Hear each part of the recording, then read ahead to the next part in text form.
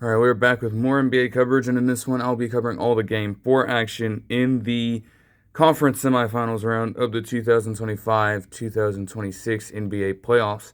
And for the most part, once again, games were fairly competitive in the second bout of them being in their own home floor. Some of these teams actually were able to even up the series in their own valiant efforts. And you love to see that kind of mentality in playoff basketball, rather than doing whatever the hell happened in the first game that I'm going to discuss. And it really doesn't even do it justice to just focus so deeply on the game itself. Because the Knicks, essentially, they started off the series with a 39-point blowout, and they ended it in the fashion you'd pretty much expect at this point. They were seeking their first series sweep in a best of 7 since the 1999 playoff campaign, and they fucking did it. It only took a quarter. It took one quarter for them to prove their point. At no time in this game did it feel like the 76ers could even compete with that, because they were getting spaced the hell out.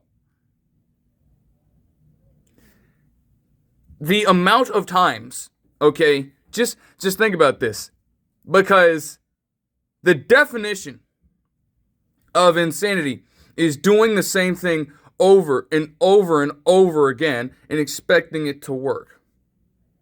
All I saw was New York spam play after play designed to attack this 76ers team from the wing. You can think they're crazy. How many different times are you going to leave Miles McBride and Jalen Brunson open on the fucking wing? How many times? Like, there was a play in particular that just pissed me the hell off, because it's game 4. And if you're the 76ers in this position, you need to get a win in order to keep this series alive. And you have Paul George, after they draw the switch away from VJ Edgecombe, the man is just dazed and confused, and he's literally yards away from where he's supposed to be at, as Miles McBride just jacks up a 3 open from the left wing, uncontested, and it's in the first quarter. That play right there, along with everything else that proceeded to happen, moving forward, set the tone for how this game was going to go. They never left it in doubt. You want to talk about setting records? Tied for the most 3-pointers made in a single playoff quarter. And before heave from Landry Shamet, of all people, they were shooting 91% from the free throw, or from the 3-point line, and they made 10 of them in the first quarter. Outscored them by 19. It was never in doubt for the rest of the game. Then you had Landry Shamet and Karl-Anthony Towns carving them up on defense with their shooting, attacking them from the corner, and having Karl-Anthony Towns continue to distribute from the post position fairly well, like he'd been doing all series long. Could we really be surprised by the outcome of this series when you're going to have that lack of effort from your core players in game 4? No. And it just kept going. They had 81 points at halftime, tying them for like the second most in a playoff first half in their history. They had the tied for the most 3-pointers in a half in a playoff game with 18, and they were very much on pace to smash the 3-point record that had just been set by the same Celtics team that this 76ers team beat in 7 games and reverse swept. The same team, nearly reverse swept, I should say. Like, that just got set, the 25 3-pointer mark. And here come the Knicks, already with 18 at halftime. What the hell else did you think was going to happen in this game? And you do have to give credit in some positions. I mean, you'd think that in a game where Joel Embiid makes every single shot from the floor, the 76ers would be more competitive in this one. It doesn't work out like that. And even in these quarters where they try to put together strings of great offensive play, especially in the second quarter, they allowed the Knicks to score more than 40 points in the first and third quarter of the game, while not even being able to impose their will in any area of the floor.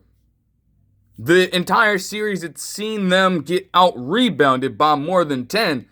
And in a game where this team, the Knicks, are so hell-bent on accruing volume and maintaining a relative amount of efficiency in an elimination game to save your season. When the game mattered, the Knicks were shooting over 60% from the three-point line. They were just getting their way. And even in moments where you thought they were going to come back, they just shot themselves in the foot. I mean, you have them get a wild finish from Jalen Brunson, and then they immediately get the steal, force a turnover, and Jalen Brunson doing in the same sequence runs over to the corner for an open three-point shot. Like, that kind of shit just cannot happen. So the Knicks ended up winning this game 144 to 114. Like, it wasn't even close. This was so well for them that they could afford to sit out all of their starters and play their bench players from the end of the third quarter forward. It wasn't even in doubt. I am going to give some love to the Knicks in a second, but we do have to talk about the 76ers here since they are out. They are in no man's land right now, essentially. And there have been people talking about this the whole time because the extensions that they've given out, especially to Embiid and especially to PG, bro, they haven't even kicked in yet. If you don't remember, Joel Embiid signed a 3-year, $193 million contract extension that hasn't kicked in yet.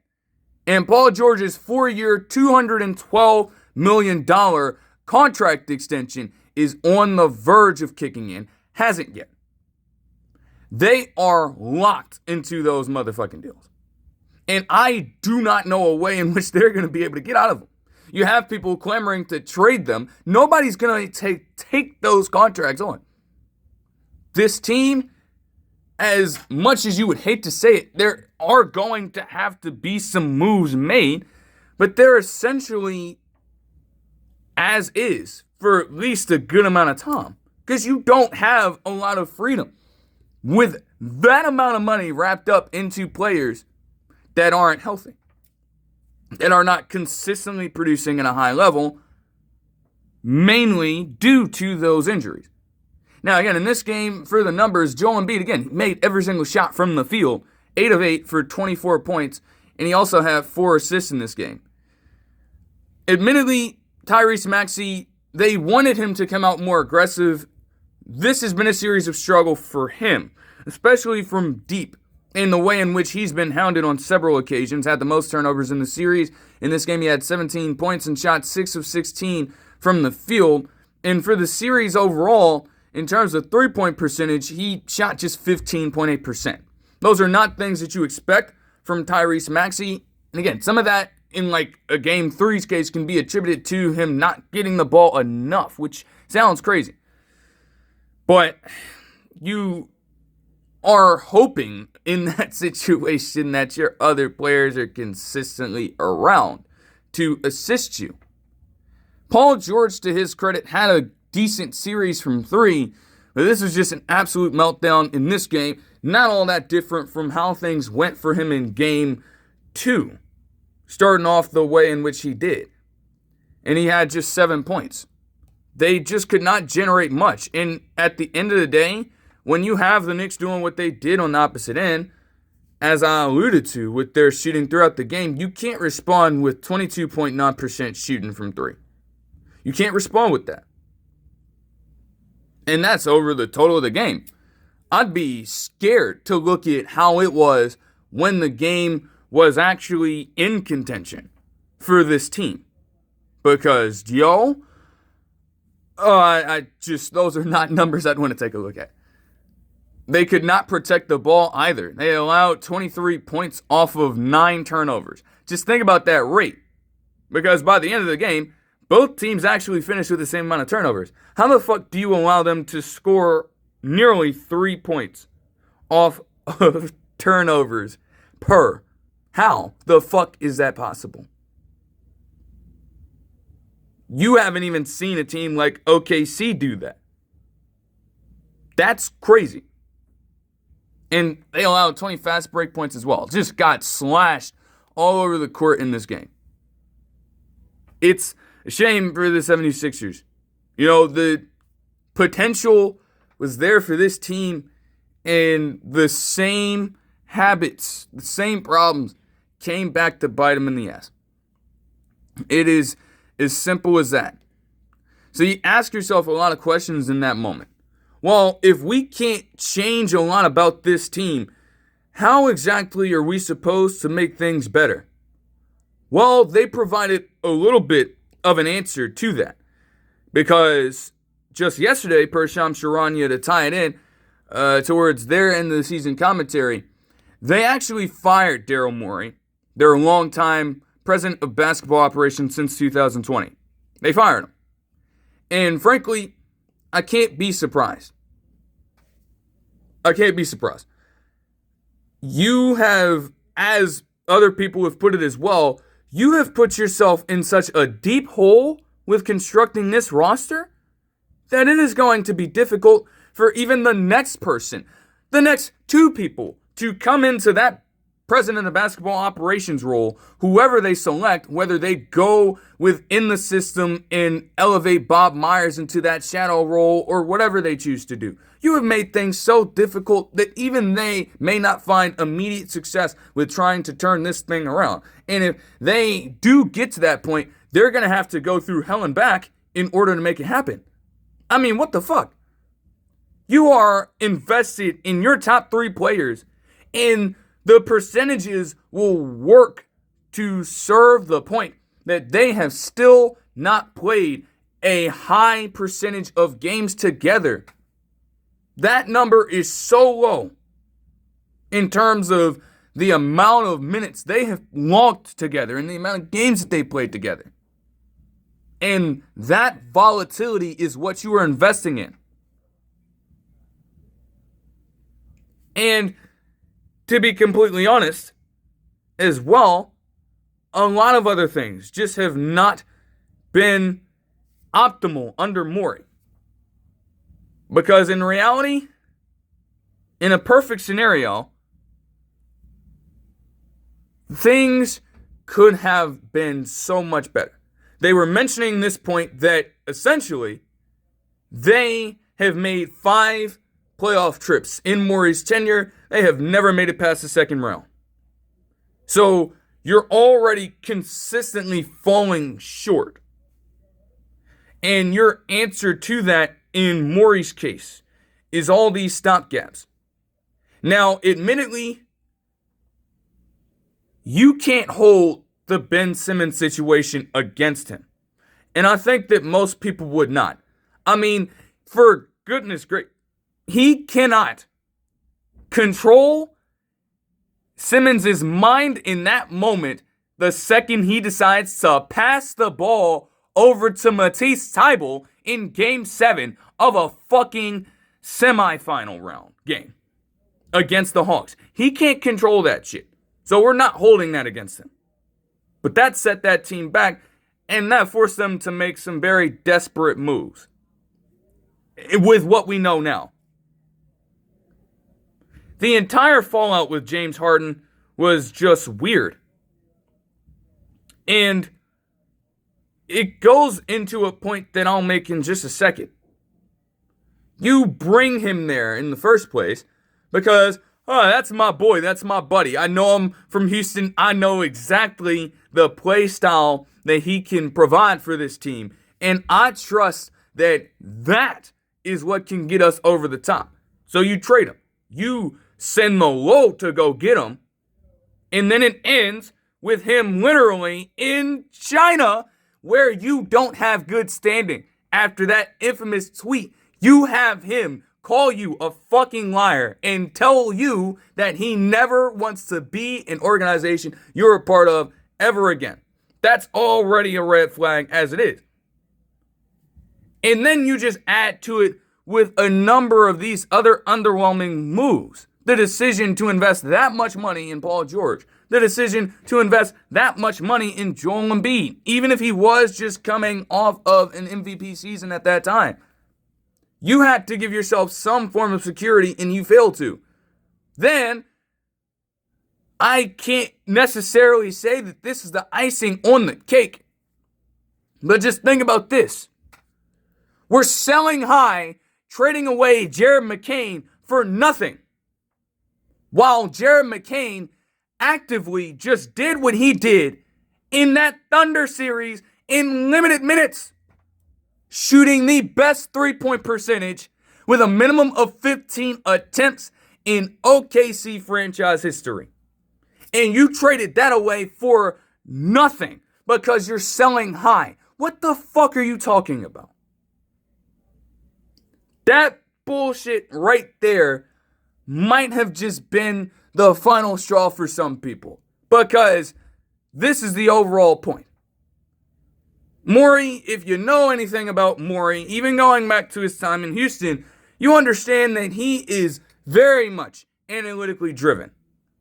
And the amount of times that he's been on record talking about James Harden so glowingly, the way in which he described James Harden's impact centered a lot around the same kinds of analytics.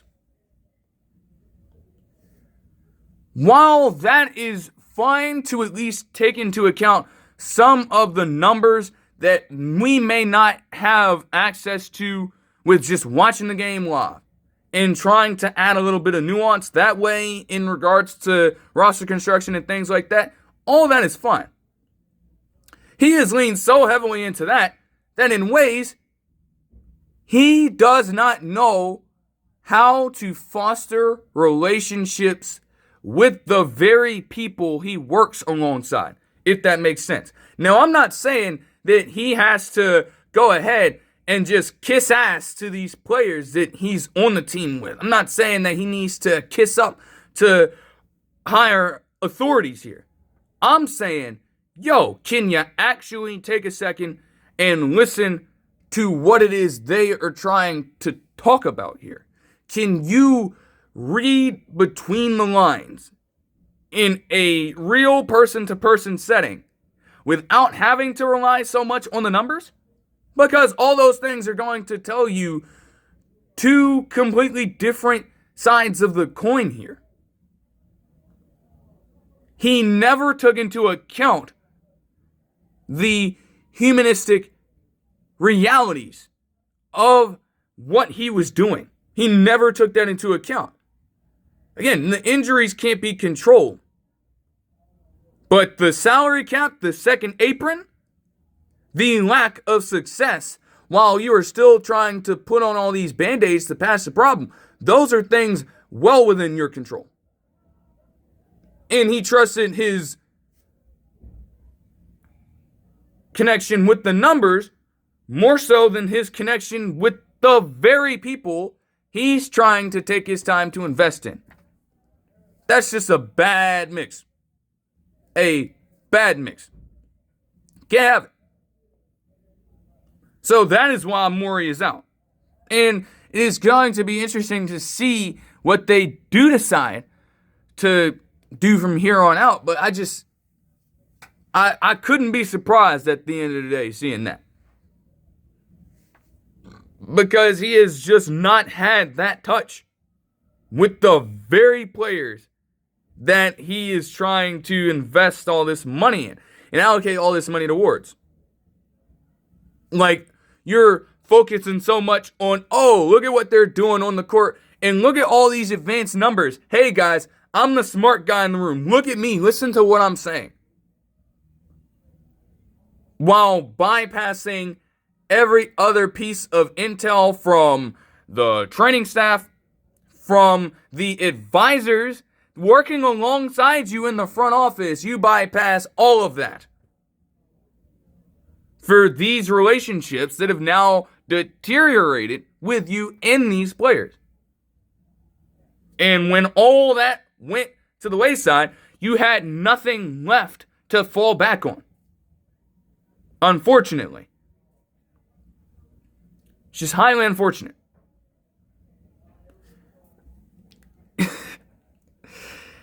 All that as well, in terms of the money, that isn't even the worst of it.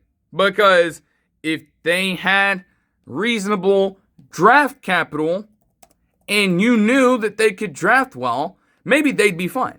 Now, they did do very well for themselves getting VJ Edgecombe in this tenure. And that is at least a silver lining in this, because he has been a very solid player for them. And as a rookie, he admittedly did not have the greatest of series against this Knicks team. I'm not going to hold that against him, because you know why? When you have a roster consisting of players making up a great percentage of your existing salary cap this season in Maxey, in George, and in Embiid, you need all three of those guys to be performing at their very best. The onus falls on them, not on VJ Edgecombe. So if there was any reason to try to cast any blame on him or whatever, no. It is a part of a larger team problem. And you cannot scapegoat him, a damn 20-year-old, for the problems that have been going on with this team for years, mainly caused by Morey in this situation. You can't do it. They don't even have a good pick in this draft as well, in large part due to all the assets they traded away and that you did not get by sending away Jared McCain. You get no one back. This is revisionist history. Dude, at this point, if you're going to send over Jared McCain, bruh, you could have came away with AJ Mitchell or somebody like that. Something, anything. And you get pennies on the dollar because you're selling high. What the fuck are you talking about? Just completely idiotic stuff. What was that from the analytics perspective as well? Did you generate and cook up that fucking deal from the numbers also? They steered you completely wrong. And that is what can happen when you over-rely on that specifically without balancing the shit out. As for the Knicks, they advance. Quite simply. And to add to it, Karl-Anthony Towns in this game, with his contributions early, he didn't even have to play the full slate. Had 5 fouls in 20 minutes. And it's like, dude, stay on the court, stop fouling people. His 17 points and 10 assists gave him his 7th consecutive 6+ assist game, which is tied for the 3rd most all-time in Knicks history in the playoffs. And this team was just scorching hot. Man got slammed out by Miles McBride, going for 25 points and 7 threes in this game by himself to lead the team in scoring. Landry Shamet had 12. Jalen Brunson had 22. Everybody was just sparking. Even they dared Josh Hart to shoot. He made 4 threes in this fucking game. They did the same thing to the Knicks, or the Hawks rather, to close out the series. Have you no pride? It's in Philly. In game 4 of this shit, it's an elimination game. You have no pride. And you're getting your ass kicked by this New York team. Again. It's the exact same story. Rinse and repeat. That is an absolute fucking embarrassment. And if that is how you're going to perform, you don't deserve to be in the playoffs anymore. The Knicks are just bullying people right now. It is as simple as that. They had 47 rebounds in this game. Dominated that. Dominated the 3-point line. Clearly, they still shot 56.8% from the 3-point line in this game. while shooting from that range on nearly half their fucking shots. Like, they're just a buzzsaw. And in that case, maybe there isn't much that the 76ers could do about it. Especially when this Knicks core is playing at their best. They've now won 7 straight playoff games, which is tied for the most in their franchise history as well, in terms of consecutive wins. So they're on an absolute tear. Now, whoever they have to end up facing in the next round could be very tough. The road to get there, yeah, they haven't even really had to sweat all that much since they were down 2-1 against the Hawks, and then they just started putting ass whippings on people over and over and over again. Like, once more, all players outside of Mohamed Diawara for this team ended up scoring in this game for this Knicks squad. That's how good they performed in general. It wasn't even close. It was not close, bro. Like, you see that 30-point margin? Oh, they could have done far more damage to this team if they wanted to. They really could have. And I genuinely believe that. So the Knicks, again, they're resting right now, still as of the recording of this video. And I'll have to round out particular coverage of this next slate of games at a later time. None of them are going to be decided yet. So they get a massive amount of time to rest themselves. They talked about the Nova Knicks for so long, and they get a quality win in Philly with those guys going off. Man, oh man, oh man. And oh yeah,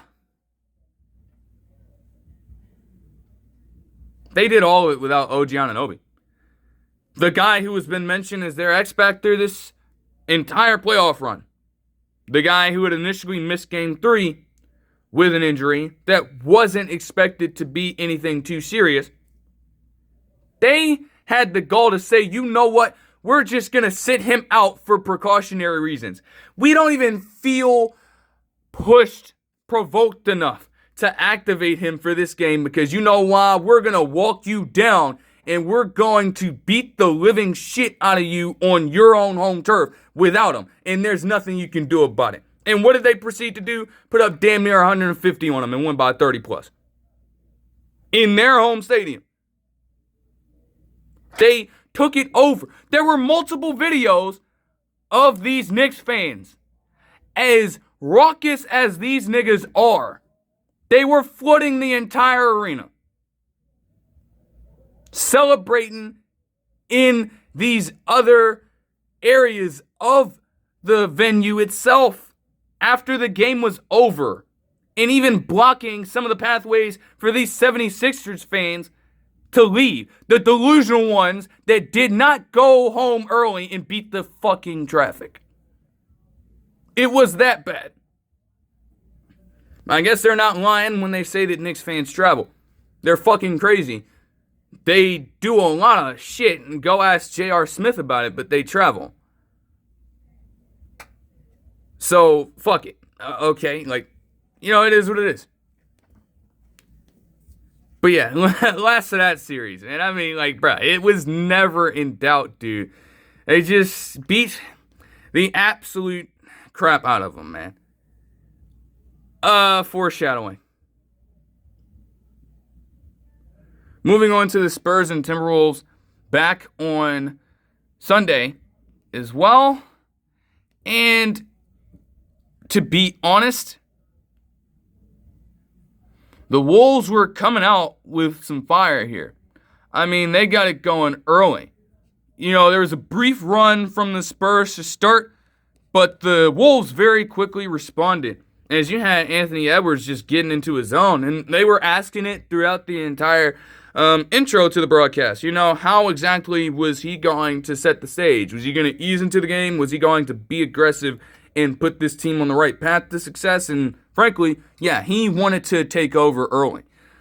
He was doing a lot of his own signature moves, and although the athleticism in a way for him wasn't always going to be there because of the fact that he is dealing with an injury, and they were even mentioning that there was something going on in his other knee that completely hampered all of that, he was still being as aggressive as ever with the handle, and he put up 11 points in this first quarter to, again, get the scoring started at least. Give this Wolves team an opportunity to at least contend with the pace the Spurs were trying to play in.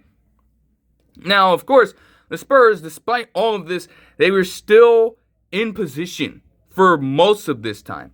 The first quarter was very back and forth, and by the end of it, as Tarico said, you got a quality first quarter with Dylan Harper just continuing to have this veteran-like poise in a rookie's body. The man is 20, making moves that even other veteran players who play the same position could not pull off if they tried, in getting to the rim in the cup at will early to give them a small spurt here. Now, of course, when you have Michael Conley Jr. on your team, the Ohio State man, you know at some point he's going to make a play. And they were also bringing up the idea of timely threes in order to get this Wolves team ready to go. Well, he got one to end off the first quarter and give them a 4-point lead. So how about that? Again, back and forth, pretty quality playoff basketball. But man, you knew eventually this is going to come down to the wire. And so, of course, you're trying as hard as you can to prepare for that, despite the 14-3 run that the Wolves had. Yeah, goodness gracious. Then the second quarter kicks in, and well, speaking of beating the shit out of people, damn, the Frenchman had enough. On a rebound where he got it over Reed and those guys, he was apparently getting grabbed as well by Reed and McDaniels, but he tries to take the ball back out after the rebound. And yo, I ain't gonna lie, the second I saw it, I'm like, oh yeah, that's a flagrant. Because this man, Victor Wembanyama, standing at 7'5", he decides that, you know what, I'm sick and tired of these niggas grabbing me, and they not gonna call this shit. All right, he gives a mean-ass peripheral side-eye to Naz Reid, and he elbows the shit out of this nigga in the neck area. You have Dylan Harper in absolute shock at what he just saw. You have Michael Conley Jr., a guy who is a multi-time sportsmanship player of the year award winner. He was like, yo, whoa, what are you doing? And Naz Reid, he's getting held back. He's about to charge him, which I can't blame him. Because I don't care how thin you think that Victor Wembanyama may be, fine. That's a mean elbow from a 7'5" nigga with long ass arms. And you gotta take that full stop. In his sense, as he said after the game,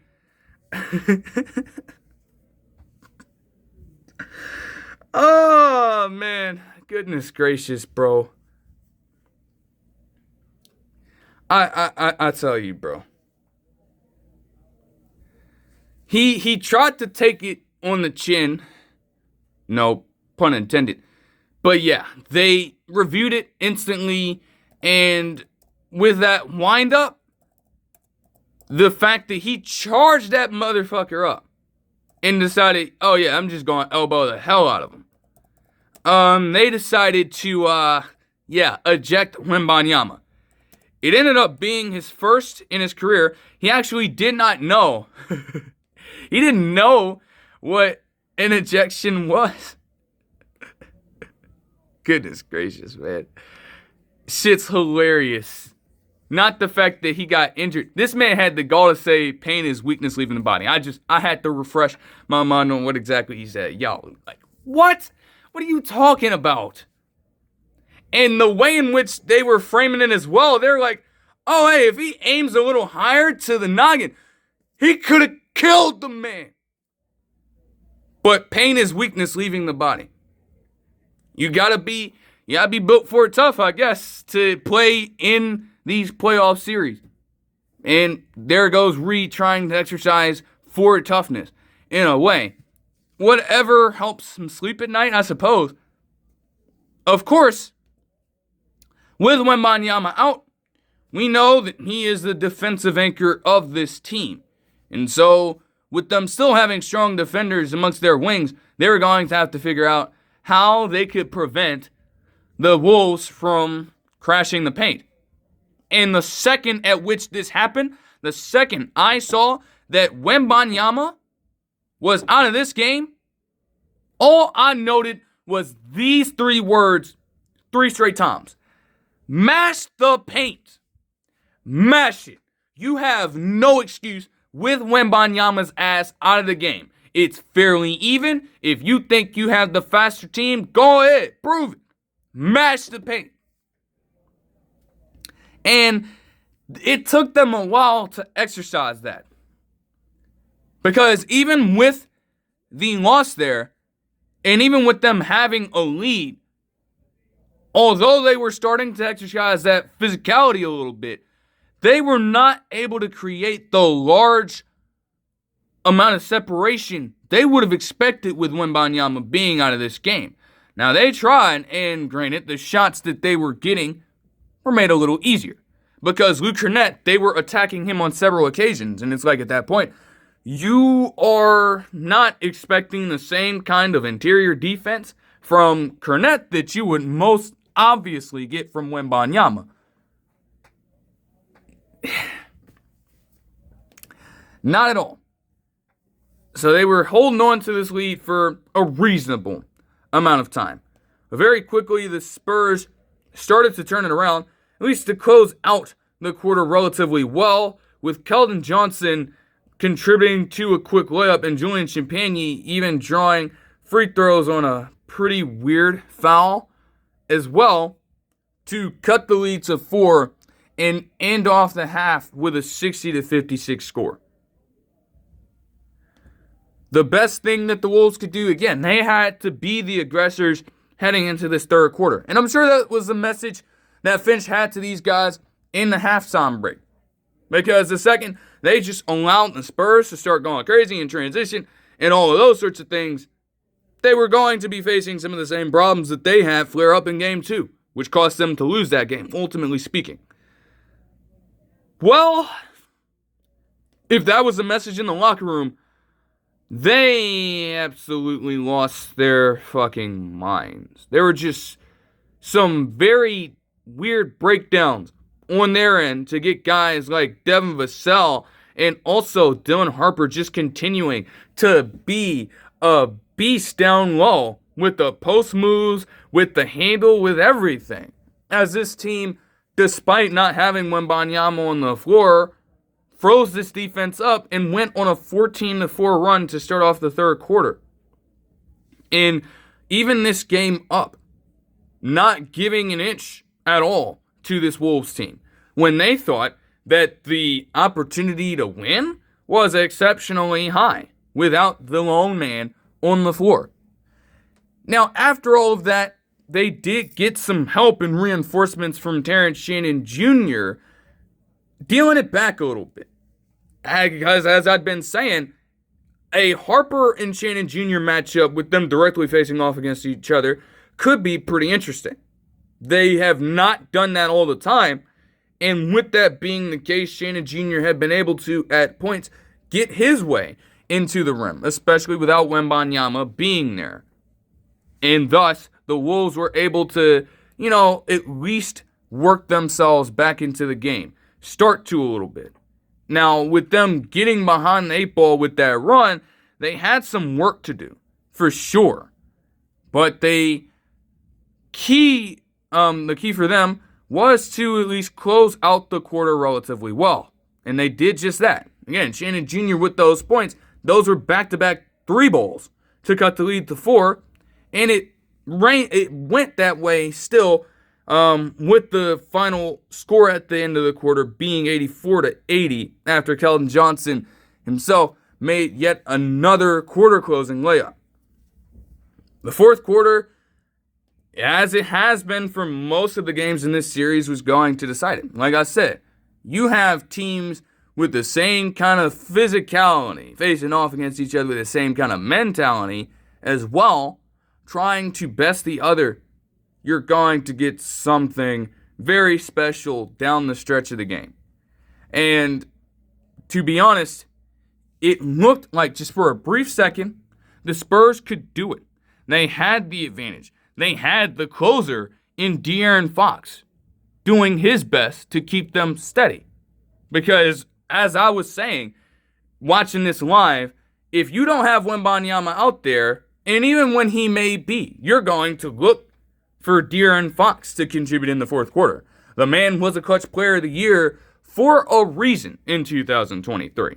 So he has that reputation of being able to step up in these moments, at least in theory. And so they'd be looking for it. And they were trying to give it to him. He ripped off a good stretch of points early to set this team up exceptionally well. And a good shot from him from the three-point line seemed to create all the distance that they needed. Still, there are full 12 minutes in a quarter, and you have to be as consistent as possible in order to pull it off, which the Spurs just weren't because of that man, Anthony Edwards. Playing clearly hampered. He took this moment and he seized it 100%. It was not even a question about who was getting the ball at this time. To the point where even with these double teams and forcing other players to take these shots, some of them would go in, yet it always seemed to find its way back to the hands of Anthony Edwards as he was just taking control of this game. He had 16 points in this fourth quarter, hitting straightaway threes, still getting to the cup and finishing through contact against several defenders here on good feeds. And this Wolves team, with all of that being the case, they started to make things a bit closer. You eventually got into clutch time because the game was that close, and Anthony Edwards had briefly before then given them a lead before De'Aaron Fox made one of the luckiest mid-range shots you'll ever see, if you even want to call it that. This is more like a floater, and he was just parallel to the fucking ground, chucking something up at the very last second after losing the ball. You can't control luck like that. But the Wolves made it a point to ensure that if Anthony Edwards wasn't getting the ball down the stretch of this game, they could at least get some quality reads going. And they found that several times, sneaking passes to Rudy Gobert, including one where he ended up tipping the ball in over Luke Kornet to give them a 2-point lead in the first place. And Anthony Edwards with an off-ball screen, for example, that they typically do to just hold players in the paint like this, he gets past that, and he puts up another beautiful layup off the glass there to extend the lead out. And it just kept on going. Before you knew it, the Wolves themselves had a 6-point lead with less than 2 minutes in the ballgame. So it looked like things were very, very much in the realm of victory for them after that 9-4 run. It looked like they had him for just a second after Ayo Dosunmu as well would capitalize on another and one opportunity, with them daring him to shoot the ball, denying the hell out of Anthony Edwards from getting it, and he chose to drive, got Dylan Harper out of position, and forced that contact to put them back up 7. Things got a little bit disastrous. Just a smidge. Because, they maintained the 7-point lead with 39 seconds left, but with free throws and then a questionable inbound sequence with Ayo Dosunmu turning the ball over and nearly allowing Julian Champagnie to draw an and one that could have very much cut this game to just 2 points. That would have been an absolute disaster. Nevertheless, they got it within 3. And so here you are in less than a full 2 minutes, now making things a 1-possession ball game. And it got spicy. I don't know why the decision took so long for the Wolves to call a timeout as well on this play, because on the other inbound, they struggled to get the ball in. And they struggled to find an outlet. So Finch is like, okay, I'm just going to call a timeout here. Then I'm thinking that they're going to set up something short. And they have a decoy route ready in my mind. You instead have them chuck the ball so far deep that Ayo Dosunmu can't even catch it completely with his hands. He has to go with a spinning back kick, ball going off his heel and back into his hands magically with just a few seconds left in the game for him to get this inbound. As impressive of a catch as that was, you have people saying, oh, hey, this was actually supposed to be a turnover. This was supposed to be a violation. I don't think that can voluntarily be done. Whatever the case may be, they let it play on, and the Wolves were from there able to get free throws at the line to ultimately win the game 114-109, to the point where you had Anthony Edwards say, hey, that reminded me of Roddy White, Atlanta Falcons. And it was interesting, too, because just a brief side note, I don't know what made me think for a time, and this is like very, very early when Roddy White was at the tail end of his career, because I'm familiar with Roddy White now. I kept on getting he and Kevin White, the former West Virginia wide receiver, confused. And man, once I figured out the absolute difference there, I just had to slap myself, because there's just no way comparing what Roddy White was able to do for that Falcons team compared to the early exit that Kevin White had as an unquestioned player in regards to some of the biggest draft disappointments in the last decade plus. They were expecting Kevin White to be something crazy. But Roddy White, he was an absolute dog. And so I guess getting that respect is pretty high praise, especially from a man, Anthony Edwards, who is Georgia born. For the Timberwolves in this game, again, I'm going to focus mostly on them. Yeah, you can make the argument that, oh, hey, the opportunity was there. You still have to play the team in front of you, and you have to take it by the horns. And they did their job, especially Anthony Edwards. He had 36 points on 13 of 22 shooting in three three-pointers in this game, along with 6 rebounds and 2 assists. And this is on Mother's Day. He dedicated the game to his late mother, who passed away in 2015. And overall, it was just an exceptional display of willpower from him. Because again, this team was still trailing. This game was still close without the best guy on the floor. And they needed him to be the equalizer, the guy that could change the scope of this game for them, and he did that.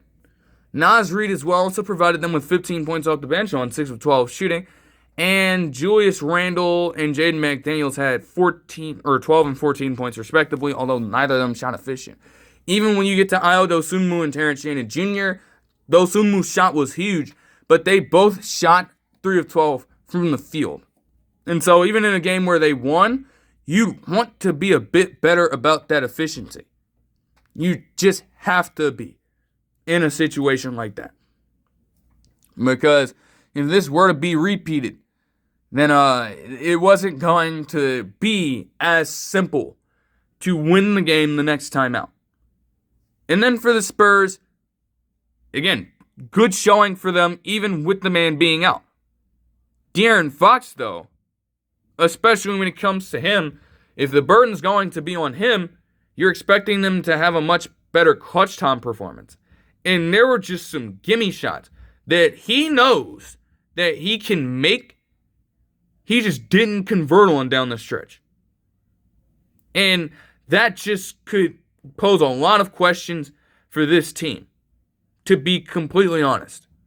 He had 24 points in this game, but shot 8 of 23 from the field and made just a single three-pointer. And, again, you set him up to be that kind of guy to inspire the other guards on the team to elevate their styles of play, which, granted, both of them did in the context of this game.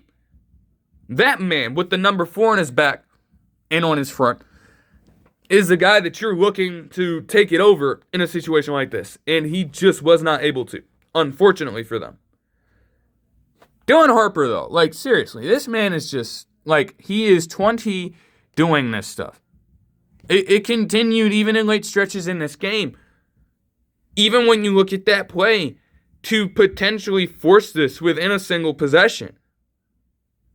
He is just making these veteran-style reads. And he's got a good amount of presence on the floor right now. He is not wasting any motions.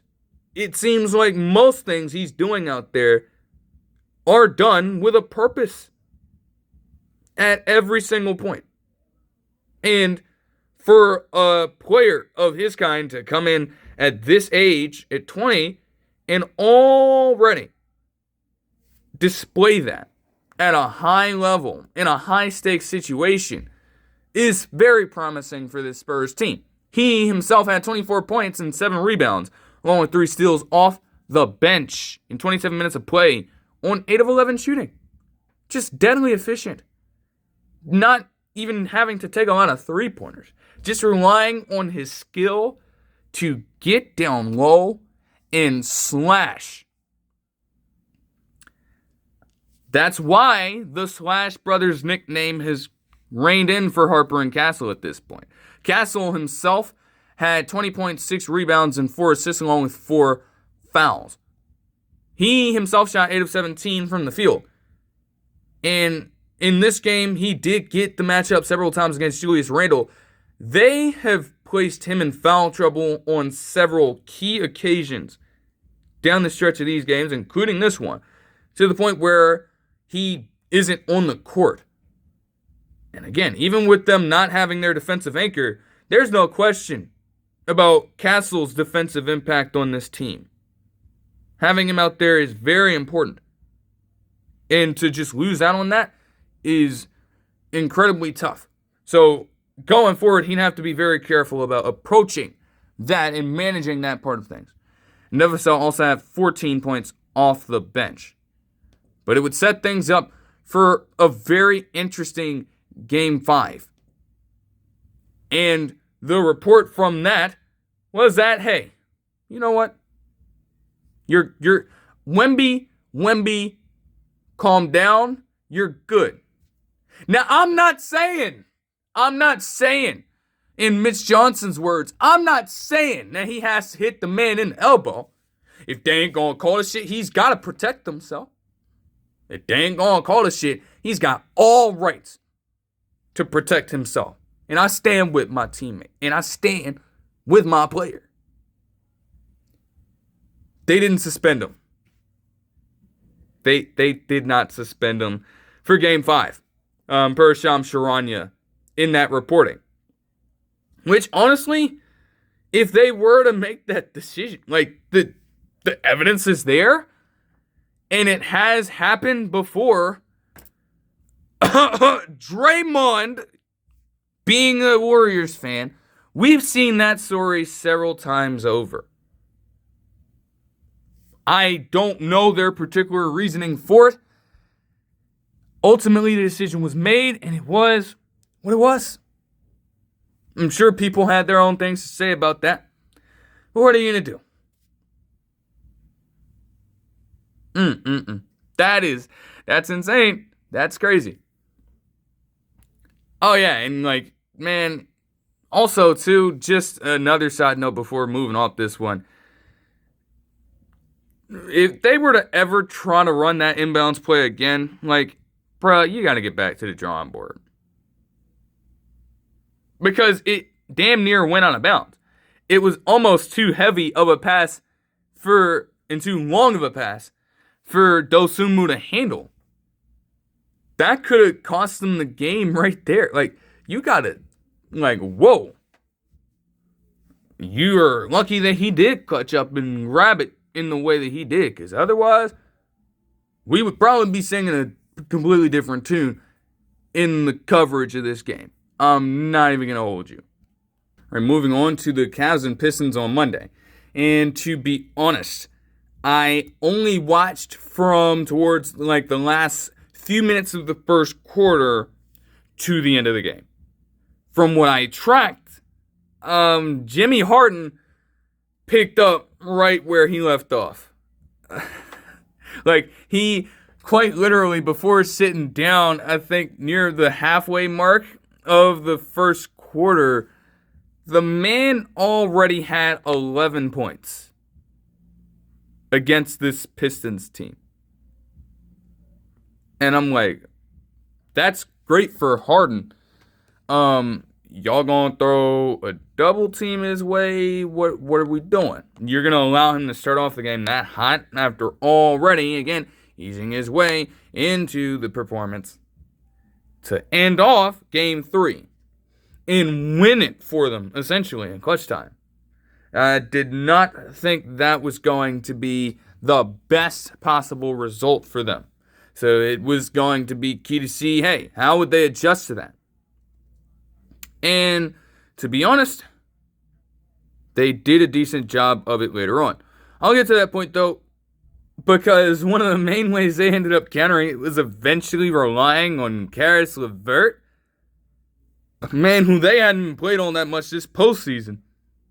The man himself contributed heavily to a 19-5 run following that stretch, ending off the first quarter and even oozing into the second at that time.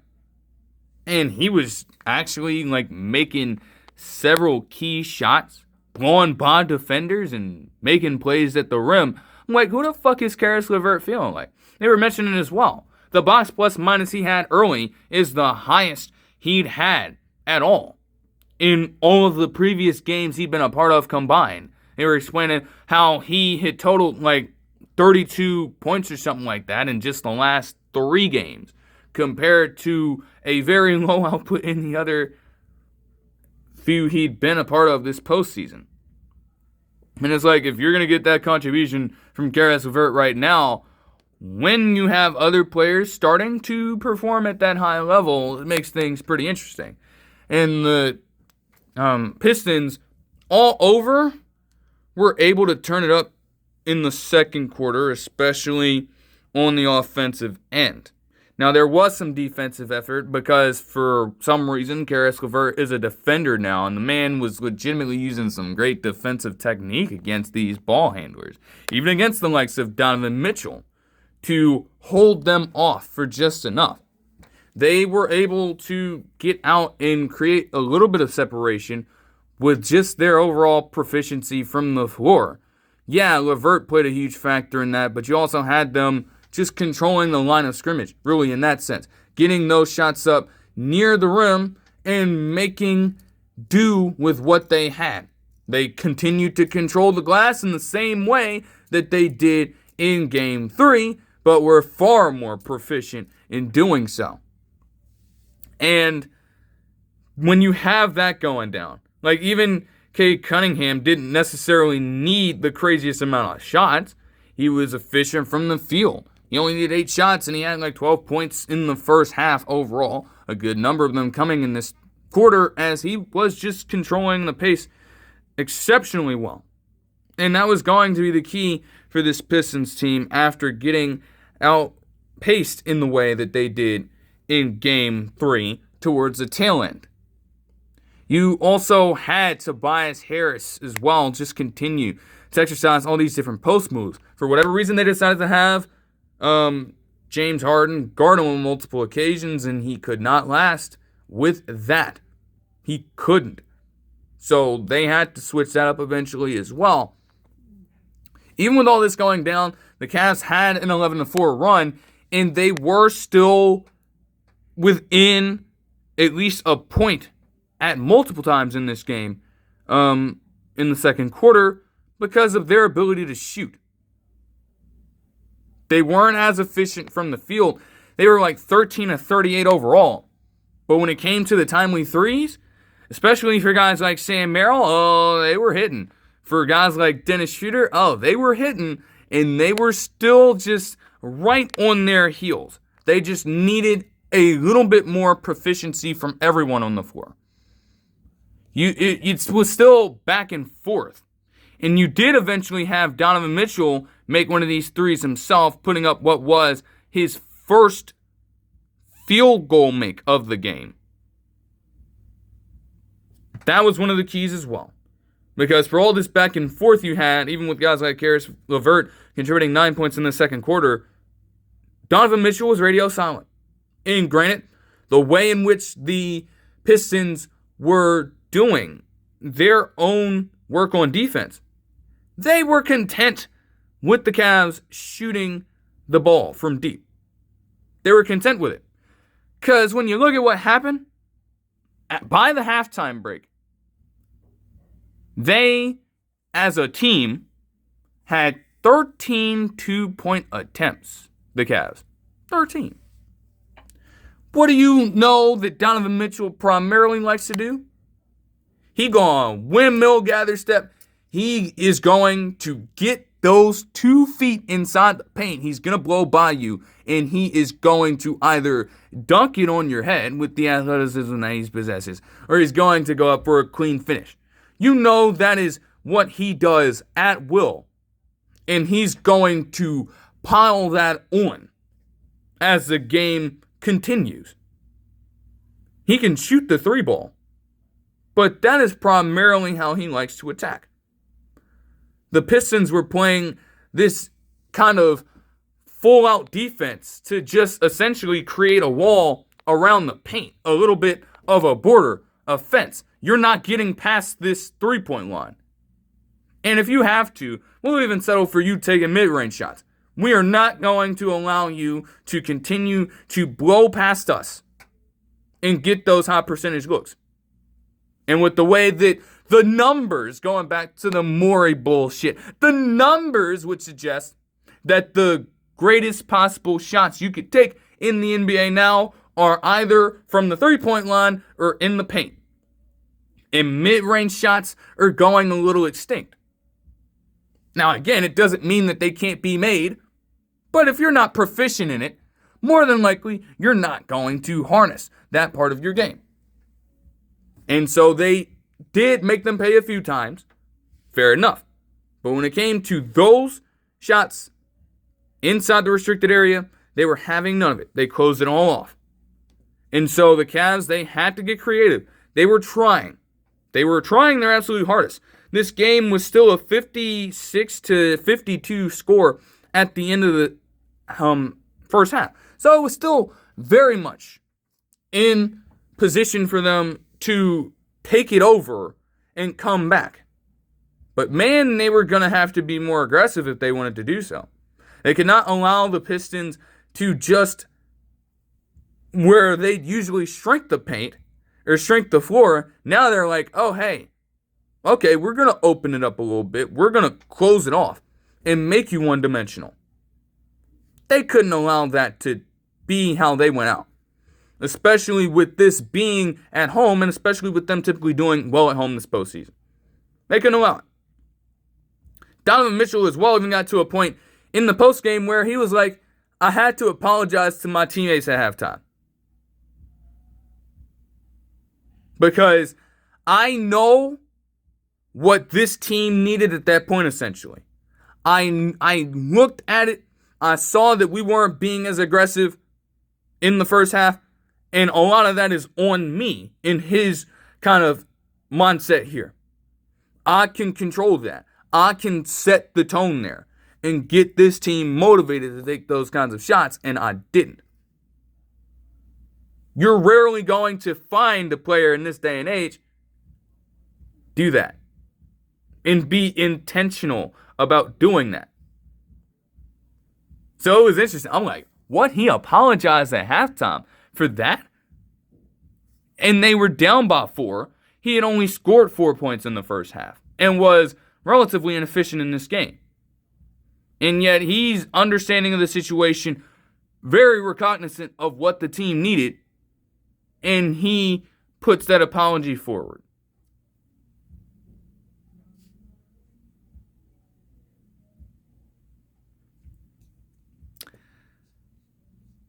How crazy is that to see that Mitchell pulls that off and then proceeds to do what he does in this next half? And then you see what this team proceeds to do to start off the third quarter, and you're like, oh my fucking goodness, Donovan Mitchell. I'll elaborate on it later. You're not going to find many turnarounds quite like this one. Donovan Mitchell made that statement early. Man ripped off 8 straight points by himself, and it just continued as that defense that the Pistons had. Oh, they were using that aggressiveness and over-aggressiveness against them to get each and every single shot. They absolutely won it in this game. And as the broadcast team was stating, they tightened up their defense to the point where all of a sudden it was the Pistons who are now struggling to create their own imprint on this game offensively. For quite literally, the first damn near half of the third quarter, the Pistons went absolutely scoreless, while the Cavs went on a 23-0 unanswered run to open the third quarter, which for them actually set a postseason record and their largest unanswered run of points since 1997. That has been the key for the Cavs all postseason up to this point, is those bursts, those short bursts of offensive production. They'd already come in as one of the stronger offenses in any of these cases amongst all the teams that have been remaining in the playoffs. And they completely blitzed this Pistons team.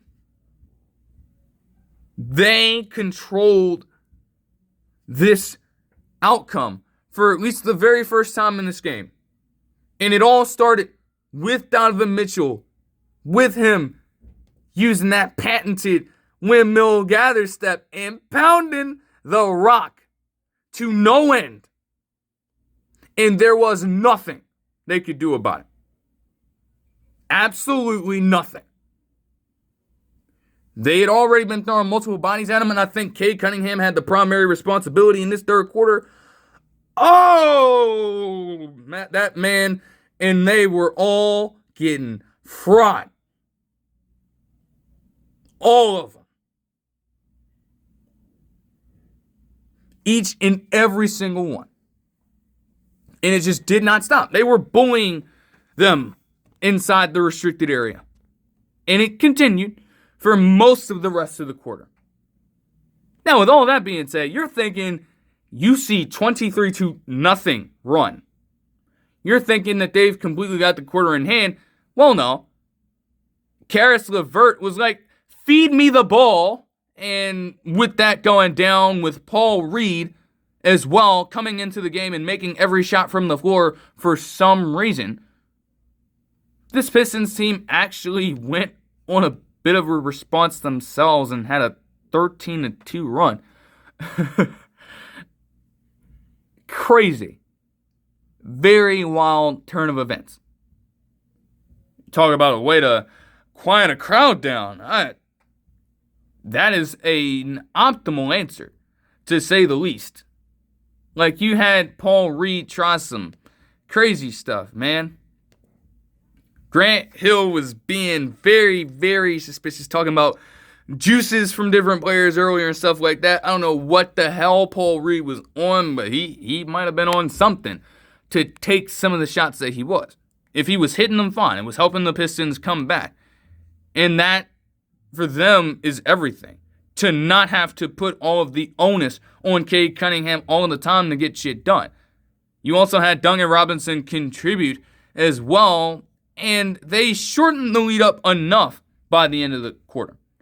You go from a 23-0 deficit in the top of the third to decreasing the lead to 13 by the end of it. It's baby steps, it's progress. There's something to that. But they were going to need a strong effort in the fourth quarter to recapture some of that defensive identity, or they were just going to get completely blown out in this game. And it did not stop, because Evan Mobley started to gain his own aggression, and Donovan Mitchell did not slow the fuck down. He kept going. You would think that, again, as I'll elaborate later, his third quarter was, if that wasn't already enough, then it's like, okay, I'm going to do even more to make sure that we remain ahead in this ball game. Now, some of the foul calls he drew may be a little bit questionable, but these players were, again, the second he got off the first step, they were already on his back hip. They were already to his side. And you don't want to guard a ball handler like Donovan Mitchell like that. He's too skilled with it in his hands. You can't give him the free lanes like that to exploit and expose you. And they did exactly that several times to force that contact. So if you want to complain about the amount of foul calls he got, those are the reasons why. And they did flare up a lot in the fourth quarter, especially as they were trying to, foul while down to potentially shorten the amount of time being taken from these possessions a little bit. I mean, it got so bad to where you literally had Detroit with 4 defenders back. And this man, Donovan Mitchell, was just able to get out in space, break the entire contain, and still finish past everyone else for an easy bucket. Like, at that point, you just knew he was in a zone. The Pistons were very much lingering. They got down by as much as 21 by the 8-minute mark of the fourth quarter, I should say. And they started to go on a very brief run. 7-2. They mentioned that Jalen Duren had a very disoriented ball game. I don't think anything represents it better than this. Now, the man had previously went over top for a poster, damn near, which was a good turn as they were trying to inch themselves back into the game. Then down by 14. And again, it's not to say that this is the reason why they lost, but the little stuff like this that leads to turnovers and all of that are what ended up costing them. You can't be in Jalen Duren's situation on this drive where Cade Cunningham essentially fakes a shot and tries to go for the entry pass to Jalen Duren. Why do they show this man daydreaming in real time? He's not even focused on where the ball is. He's not even focused on the position he's supposed to be in. No, he's staring elsewhere. And they catch him in that. And the ball is a few inches in front of him, just out of reach before he actually recognizes, okay, I have to pick this up and go get it. And it falls out of bounds.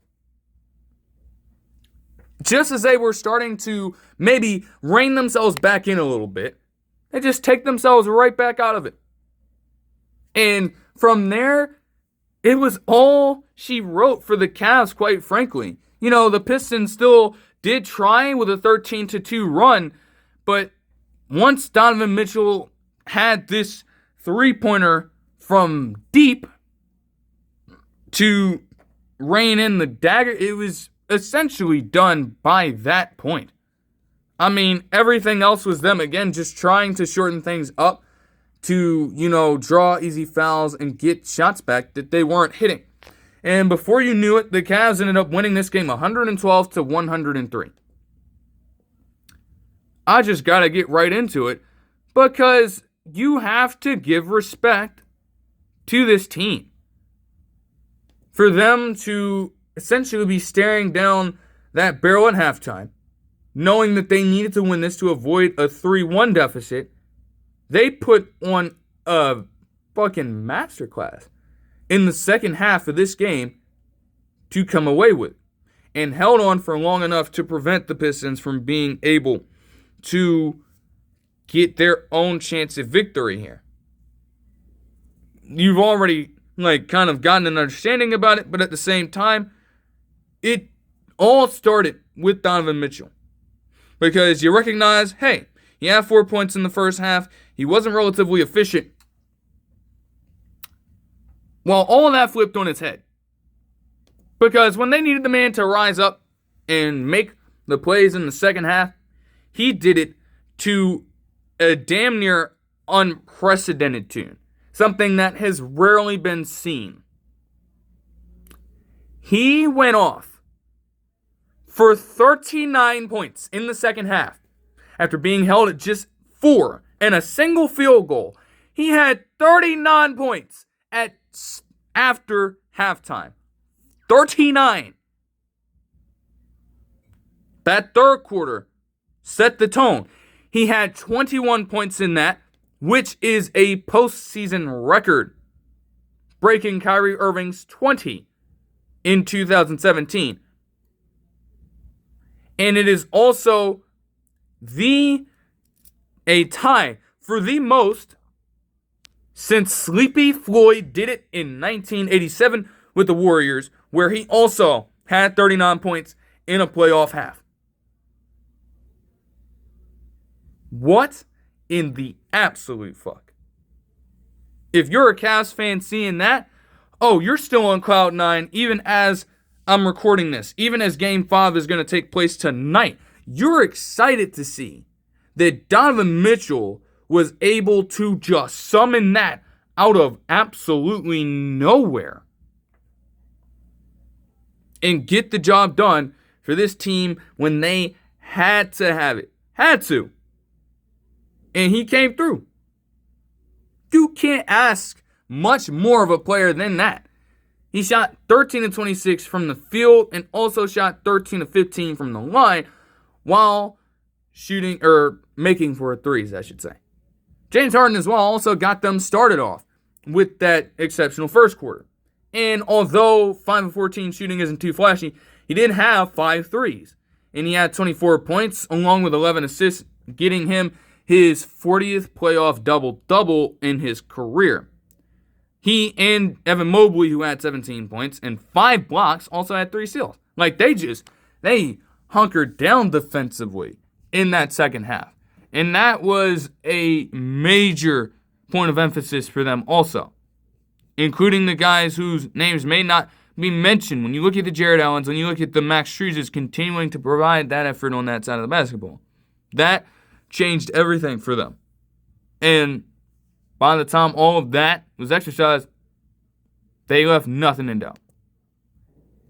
Meanwhile, for the Pistons, oh boy.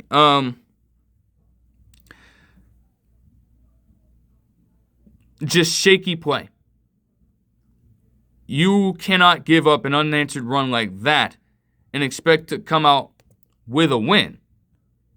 They had the advantage in terms of efficiency from the field. They shot 50.6% from the field. They shot 43.5% from deep. They had a slight rebound advantage, and they obviously dominated the paint. They were just ridiculously inconsistent down the stretch of this game, and especially defensively. All those fouls, they can be questioned, but when you're committing 12 more than your opponent, that's a problem. And damn near everybody was in foul trouble. Whether it was Amen Thompson, who is still in a spot where they cannot play him for that long because he's literally going to get in that kind of trouble early. I think it was early in the third quarter that he had to just sit down for the rest of the ball game because they could not trust him to stay disciplined on that side of basketball. Jalen Duren also got in foul trouble. Cade Cunningham was also in decent foul trouble. And so that just being in your mind the whole time is obviously going to make you a little bit apprehensive to guard them in the same aggressive way that you would. That doesn't mean that you just completely lose that effort now. You have to maintain that against an offense like this. And the Pistons themselves offensively, of course, as I'd said, they went through those stretches against the Magic in multiple games that series, and it cost them at times.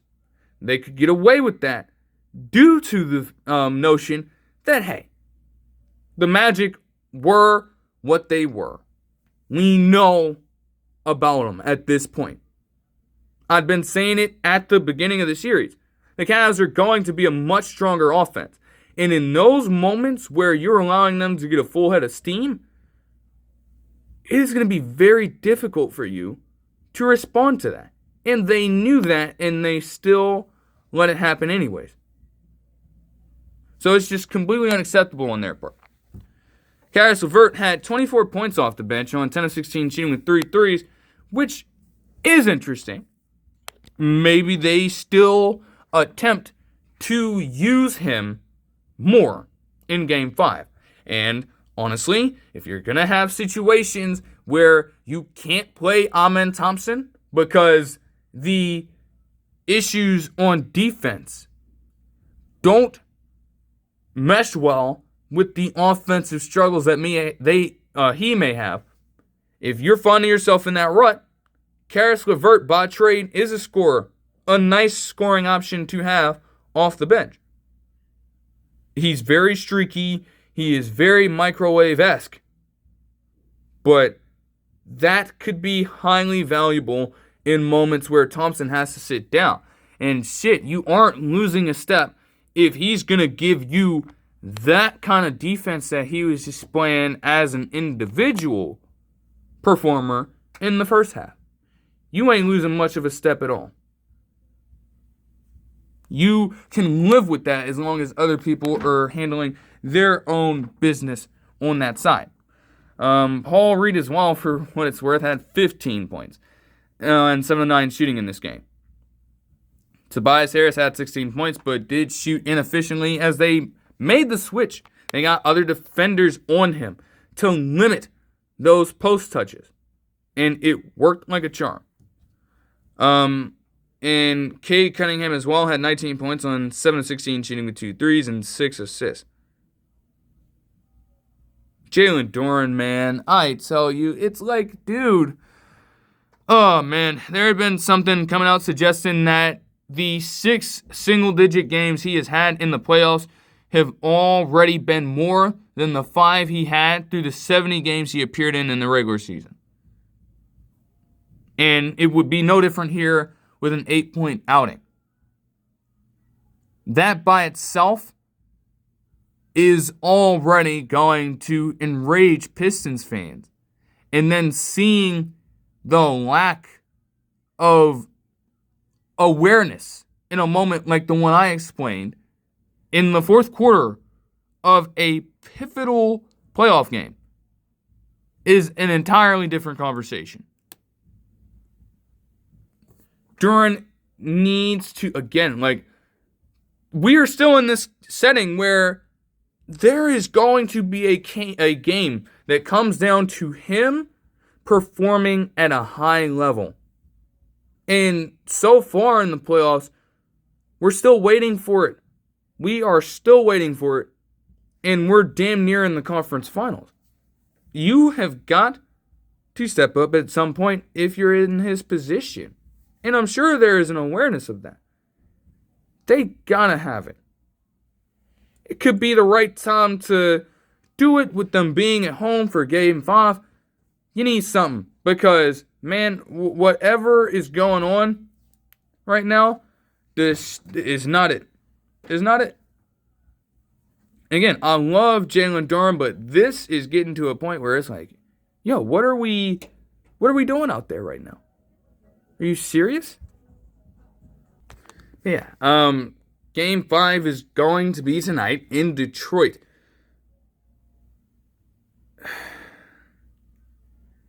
I could say a number of different things.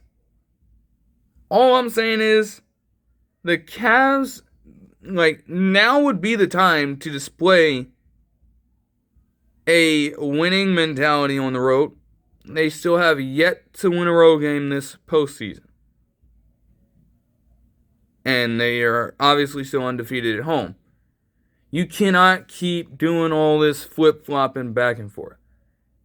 You have to be able to, especially if you want to go into Game 6, which will be back in Cleveland, if you want to have the utmost momentum heading into that one, it would be preferably with a win away from home court.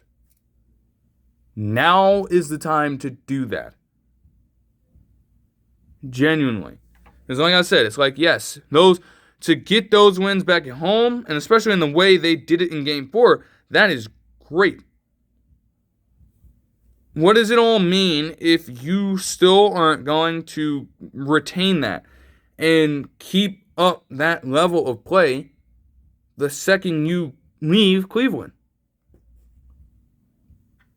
That's just not a great model of consistency there.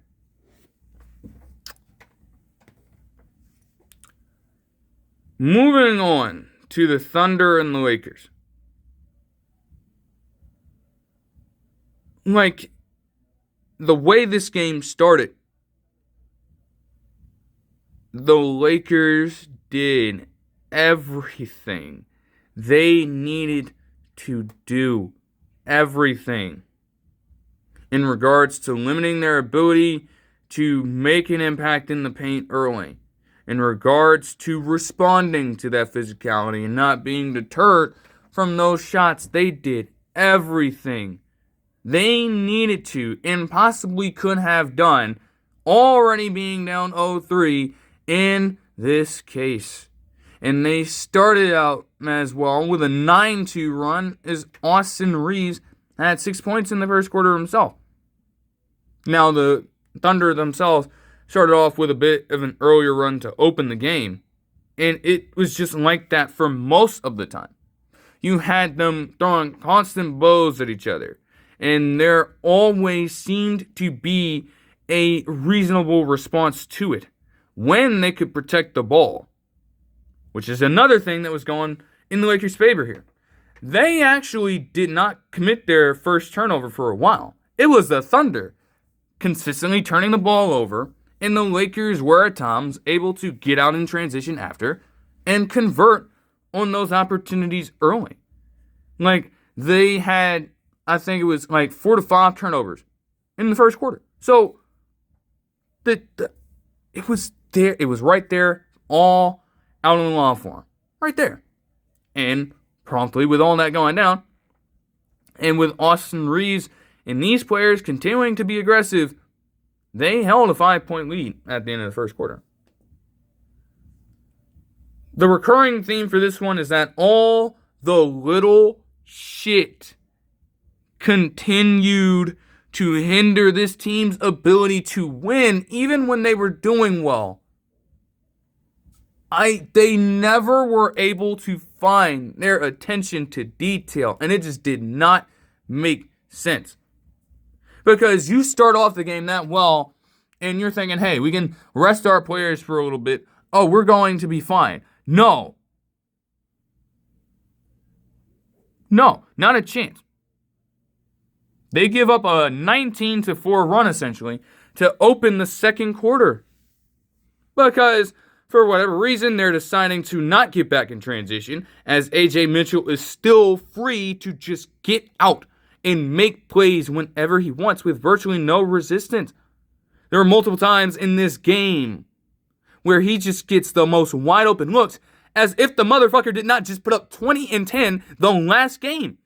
How are you still making these offensive lapses in Game 4?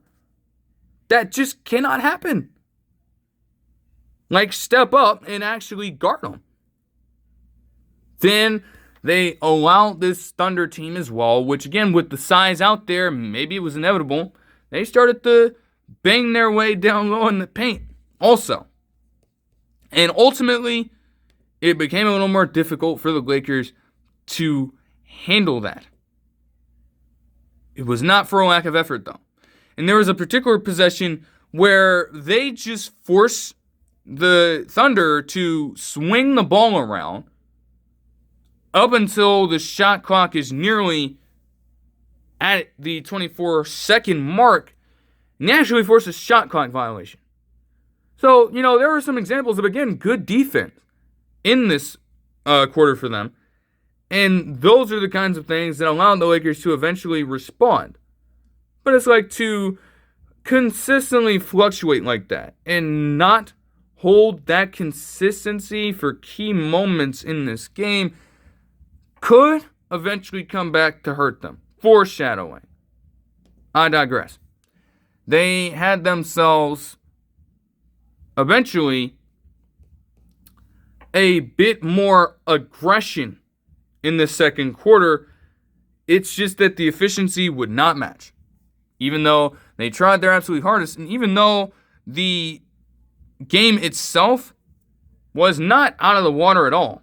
Shai Gilgeous-Alexander had been making his own signature plays, the damn pull-up, getting to that line, and just completely dictating the pace of the game. Still at this point, even as this quarter was coming to a close, they were also protecting themselves from being in foul trouble very well. So you just got nothing but pure play here.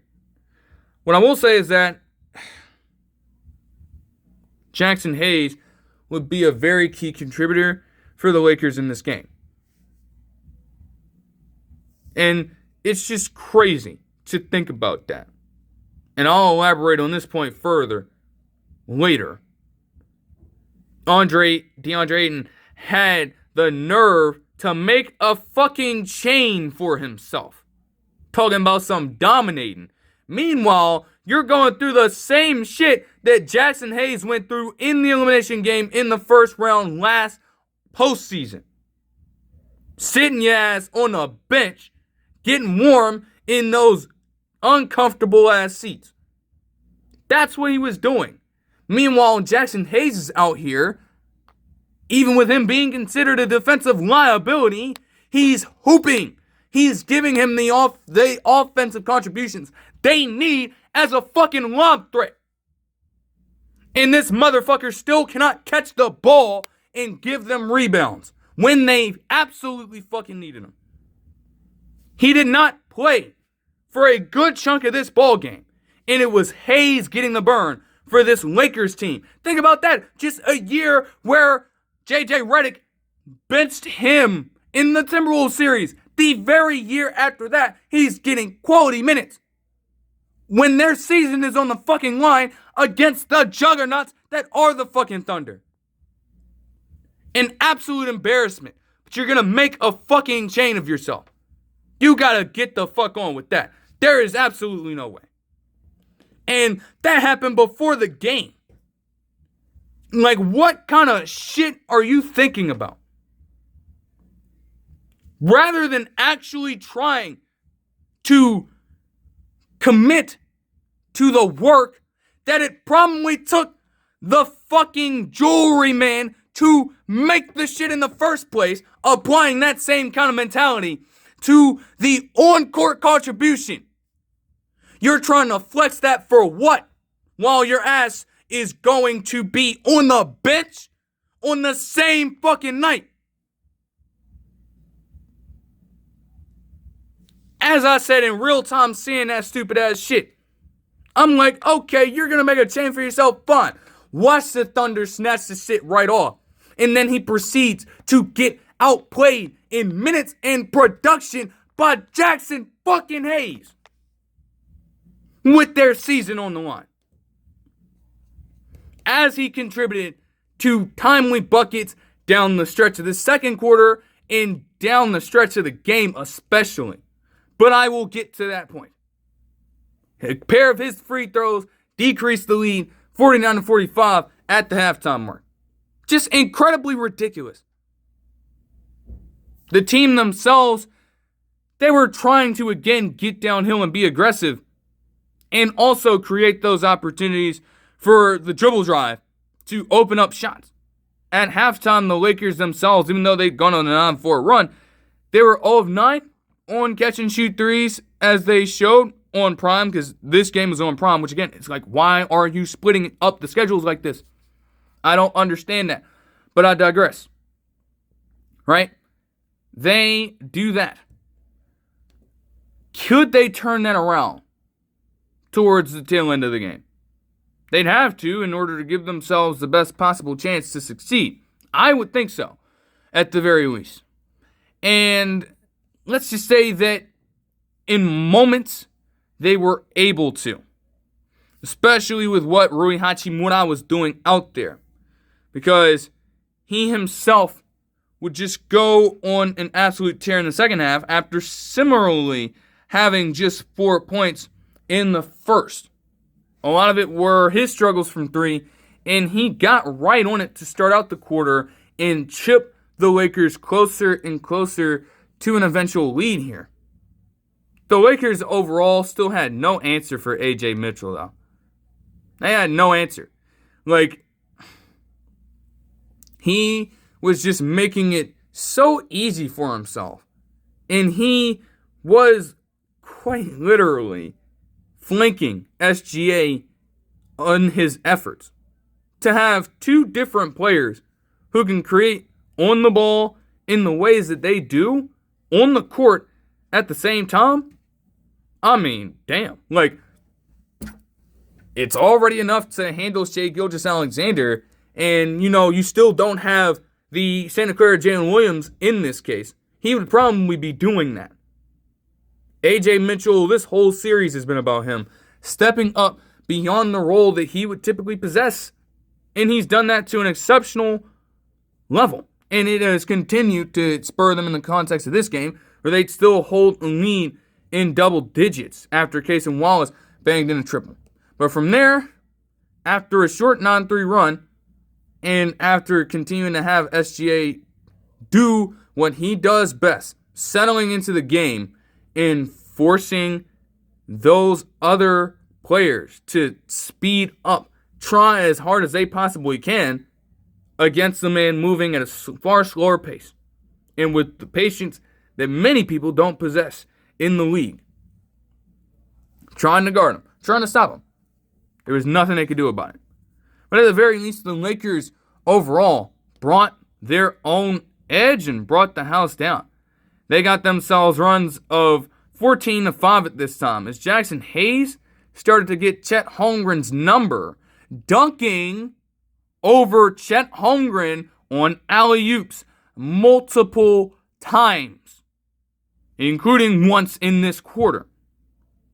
And just keeping that aggression up emboldened everybody else as Austin Reeves was getting downhill and opened other things up on the outside as Luke Kennard was also starting to hit a few more quality shots for them on the perimeter. It was very close in nature, and it was going to be a slugfest, essentially, to try to win this game. But the Lakers, again, up to the end of the third quarter, they went on an 8-3 run to close it. They had a 4-point lead. Everything was seemingly going according to plan. Seemingly. And then the fourth quarter came along.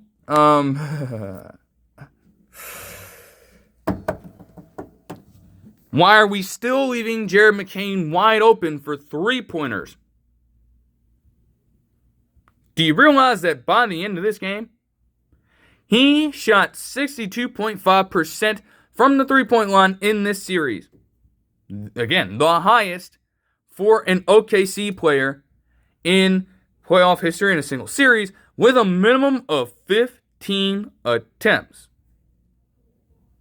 And while you still had them going back and forth at this time with Austin Reeves also in one possession, literally beating the buzzer with a rainbow shot over Alex Caruso, playing the tightest defense you possibly can on the wing near the corner on the right side of the court. You had that going on.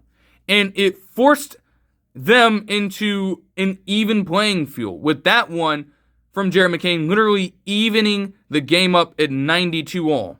To make matters even worse,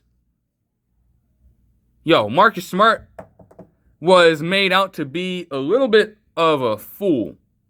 You have Mitchell in the corner on one of the next possessions, and he is just sizing up Marcus Smart in the triple threat. This man makes such a sharp cut over to the painted area that this nigga Marcus Smart stumbles and he actually sweeps under the leg of AJ Mitchell while he draws the foul. Cash money for an and one. Damn near at the free throw line. That sloppy kind of defense could not be afforded for this Lakers team as this was coming down the stretch. Knowing that if they were to lose this game, they were going to get swept. And you have that happening near the halfway mark of the fourth quarter. Like, okay. Still, even with those slight lapses, you just got some exceptional back and forth play from both teams. Like I said, elite shot making. And for a time, the Lakers really had the most optimal chance to get it done. Now, of course, players like Shea, players like Chet with their size down low, they're going to get their own. But they kept on getting the responses they needed from everyone. Austin Reeves, LeBron, Jackson Hayes, in clutch time. Over you, Ayton. Over you.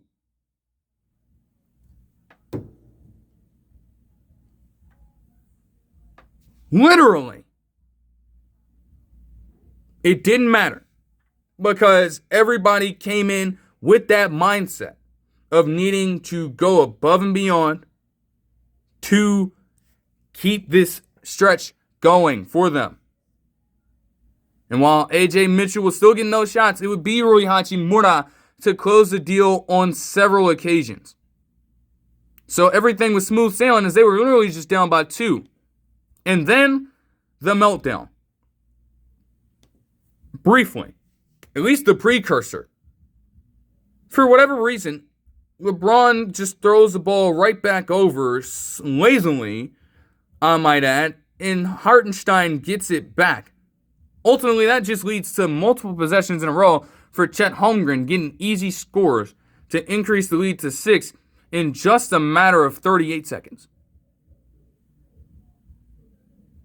All the fans in the stadium, all the supposed Lakers fans around the world in their homes, they were watching this with a load of anxiety overwhelming them at this point. And then the Lakers themselves got 2-and-1 plays. One with Rui Hachimura in the corner drawing the foul and 1 to cut the lead to 2. And then after both teams went through stretches of turnovers and missed shots, you had Marcus Smart get them back into it with an and 1 in the paint of his own. They had the lead with 40 seconds left. And so now you're on cloud 9 a little bit, but you have to harness it a little bit. You have to just control yourself. Because there's still 40 seconds left in this. Okay? They dumped the ball down on the next possession to Chet Holmgren. And you have Reeves and James trying to fight for positioning, trying to force the ball out of his hands. He ultimately rises up for the dunk. They take the 1-point lead. There isn't much you can do about that. Fine. Okay. Everyone knew who the ball was going to the next possession. Unfortunately for them, LeBron actually missed the floater over Alex Caruso. And then all hell just broke loose.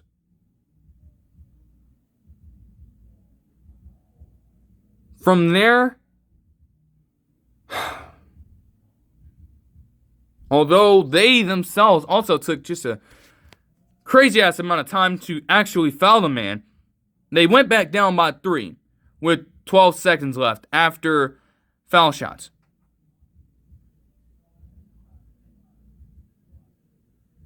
They missed the shot with Austin Reeves taking it and nearly making it. I don't know why he took it so early. And from that, the Lakers, despite their best efforts to stave it off, they would lose 115-110 on Tuesday, and they would get swept for nothing. the yet another time in LeBron's career where he's gotten swept in the second round at the very least. They say he's never gotten swept in the conference finals. But he would not even be able to get that one here. This cannot be scapegoated completely on JJ Redick. Like, this is a full team thing. The Thunder are obviously far superior. When I look at this game live and I see them substitute Maxi Kleber in the game and take out Rui Hachimura, a man who would finish his season with 15 straight games shooting greater than 50% from the fucking three-point line. Why the fuck is that man out of the game in clutch time? He just hit a 4-point play for you to cut the lead down to 2. He had gone for 21 points or something like that in the fucking second half of the game, and you take him out? What the hell is that about, man? That made absolutely no sense. I'm thinking to myself, he doesn't even have to touch the ball because they have their three-point shooters out there. He could still give it to Reeves and run down the Tom. He could still give it to Kennard and run down the Tom. You don't have Rui Hachimura out there at all.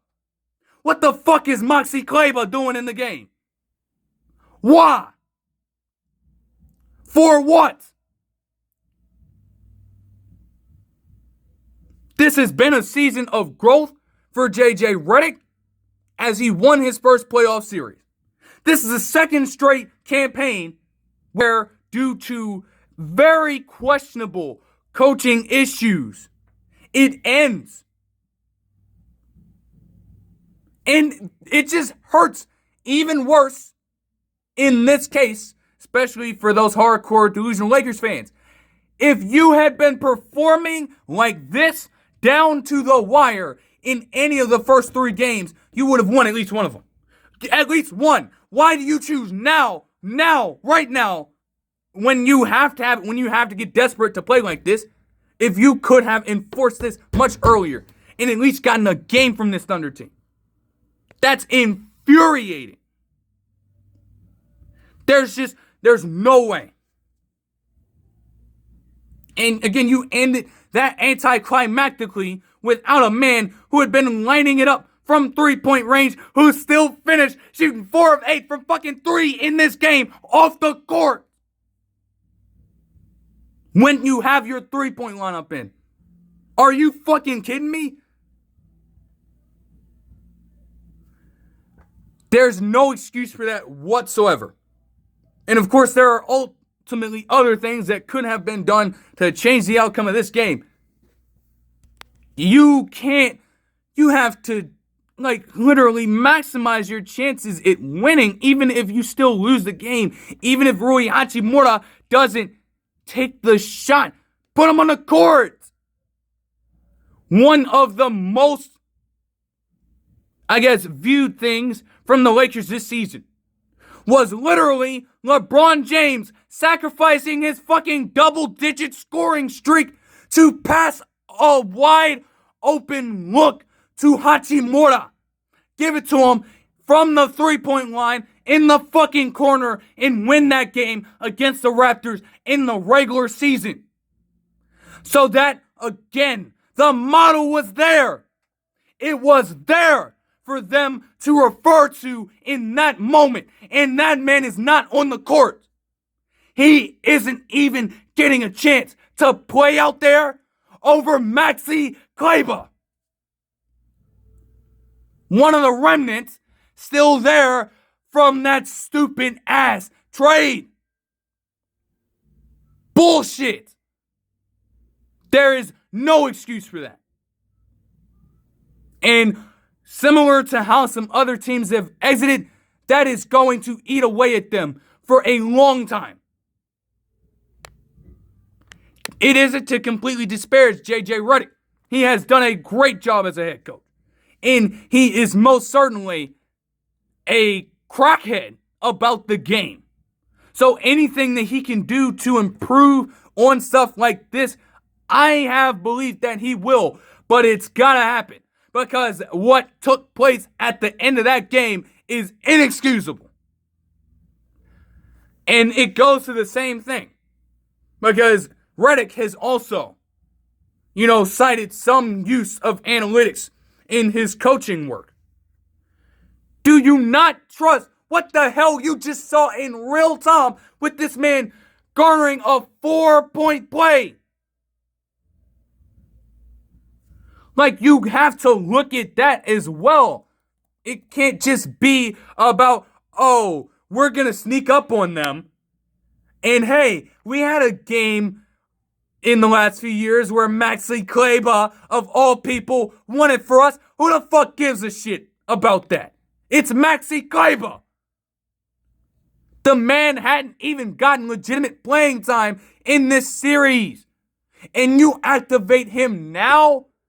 Game on the line. Series and season on the line. And it's his old ass who has not again played legitimate minutes in this series, being trusted over a Hachimura who had 21 points in the second half alone to put you in this position in the first place. It was one of the most important reasons in regards to how they got there, and he's not in. What the hell is going on? Like, literally, this man had only played Maxi Kleber by the end of this.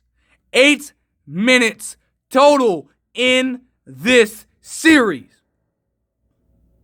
Meanwhile, Rui Hachimura averaged 20 fucking points and 55% shooting from 3. Inexcusable. If you're playing that by the numbers, it's obvious that he should have been on the fucking court. There is absolutely no way you come up with that in your mind. And I'm watching that shit as a neutral fan.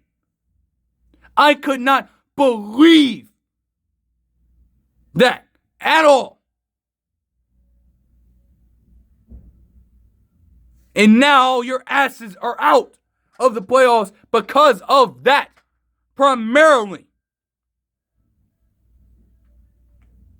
Maybe they were overmatched again, as I said already. But the little things, and then some dumbass substitution like that cost you everything in this damn series. Everything. And he played his ass off. And Austin Reeves had 27 points and 7 rebounds and 6 assists on 8 of 16 shooting 3 threes, while LeBron had 24 points and 12 rebounds on 8 of 18 shooting. Jackson Hayes as well over DeAndre Ayton, who, with both of them getting short-term deals, he's still being paid far more than Hayes is. And Hayes, in more minutes, comes out with 18 points, 5 rebounds, and an assist on 6 of 8 shooting. A man who had gotten dogged in the Wolves series a year ago to where he was benched in the final game is now logging more substantial minutes than fucking DeAndre Ayton. It is over for him. It is done.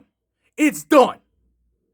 It's done. Why the fuck should they continue to invest money in you when that is how you are performing? With the season on the line, they can't even trust your ass to play over Jackson Hayes. It is done. And again, all of that shit that is done before the game, all that tells me is he still does not give a flying fuck about actually playing the game and playing up to the par that he should be as a former number 1 overall pick. Get out of the fucking league. Get out of the league. It is time. Because with a display like that, what other NBA team is going to trust him in that situation? What other NBA team should invest in him in that way? It's done. Nothing's changed. Nothing has changed. Not a damn thing.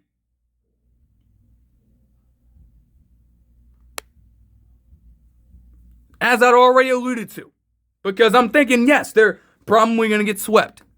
Like I already said, you have to try to open up the books a little bit. You have to be more flexible. Especially in regards to getting a true big man down low. The whole situation surrounding LeBron James right now is unclear. He has still been vague about it. In fact, I gotta watch the entire press conference over. But even with some of the stuff that they took away from that, he has still been very vague about his decision to retire or stay or join another team. We don't know about that right now. And there were also people just saying, hey, trade Austin Reeves. Like, that's a fair question they're going to have to ask themselves. I think that they're still in a position to try to win now, but do you want to do that and open up the next decade plus, which was the initial reason that Luka Doncic ended up coming to this spot? And it was the entire marketing tool and campaign they had for it. That, hey, this is a player in Doncic who can be here and provide us with a great transition into the next era for at least the next decade plus. And Austin Reeves could be a good running mate there. Yet, for him in this series, he, had 20.8 points, but he did shoot just 30.4% from three. He also had the most turnovers in the series, averaging around 6 per. So, it was a down series for him. And at that point, do you trust him enough? Maybe they do. Maybe they don't. Are they willing to go in that direction, or are they willing to still trust LeBron enough to have him stick around? And if so, again, can they actually get him to take a pay cut? Can they and will they? Because to build out your roster like this, and even if you're content with keeping around some of these players like a Rui Hachimura, who I think did enough to stick around. He did more than his own part to stick around with this team. But if you're trying to get a top-end center over whatever the fuck DeAndre Ayton is supposed to be, and then you have the nerve to prop yourself up in that way, nobody's calling you that. Nobody. Even if there isn't much that you can do against a double big lineup, that nigga got bullied all series long, and you have the gall to name yourself that and put that on a fucking chain? Are you serious? Whatever the fuck he wants to call himself. You need an upgrade, and you need one desperately. You cannot keep settling for these low payment rentals, because that's exactly what DeAndre Ayton was at this point. Like this, a 2-year deal. Again, as I said, at the time they got him in the postseason because it had taken them so long to get their hands on a center in the first place. Like I said, it was a rental. It is a sign that this is his last chance in the fucking league. And he fucking pissed on it. He did not give a damn about really trying to attack that for a majority of the year. There was only a glimpse, a stretch of games in a row where he displayed the effort that you'd want from him. That's all they're asking for. And again, for a full season, he can't even give you that. Get the hell out. They got to get somebody else. And they need to figure it out like soon.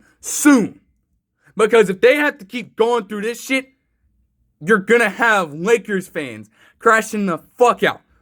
I'm telling you, you're going to have them crash the fuck out if he returns. Somehow, by a miracle, if he returns next season to this team, fuck no. Like, no.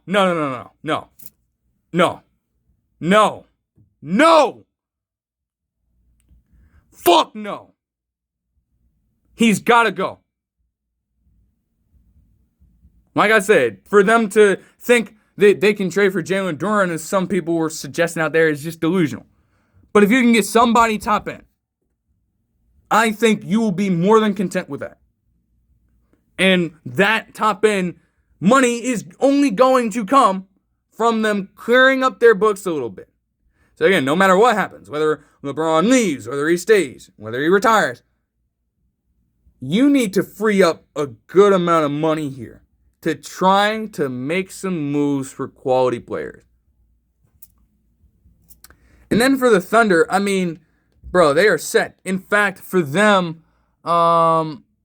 their 8 straight victories in the playoffs, I think, broke the record for the most consecutive wins, or at least is up there with, I think the 1986 Lakers they mentioned, as the team with the most amount of consecutive playoff wins following a championship win. Same way with the Knicks right now. Like, they have just got far too much. I have stated that several times. Yeah. If there wasn't a worse time for them to go through this, it was while they still awoke the sleeping giant, because Shai Gilgeous-Alexander had 35 points in this game on 11 of 22 shooting and 8 assists. A.J. Mitchell, for his credit, also had 28 points and 4 assists with 4 steals. And a series that will, again, see him honestly just get more looks. You know, not having Williams play for all this time, getting the start, and putting up a performance where he shot 56.3% from the field in this series and was the second leading scorer, like, that is just honestly impressive. And it continued in this game. And frankly, that's all they needed. That's all they needed. They didn't even have to go exceptionally crazy. They can grind it out with the best of them. And this is what they ended up having to do in order to win here. No problem, no sweat. Sent the Lakers packing. As they advance, still awaiting, again, as of the recording of this video, it's not set who they're going to face off against. But all we can say is that for both the Knicks and the Thunder, they're back where they were last season. And it ended well for the Thunder, obviously. Not so much for the Knicks. It is all contingent on who they face. And it'll be interesting to learn that over at least the next few matchups. Which again, literally with the game today, they're taking a pause, and the Game 6 action will be on Friday. So we won't know for a while. After those tangents, that'll do it for this one. I hope you guys enjoyed the video, and I'll see you guys in the next one. Peace.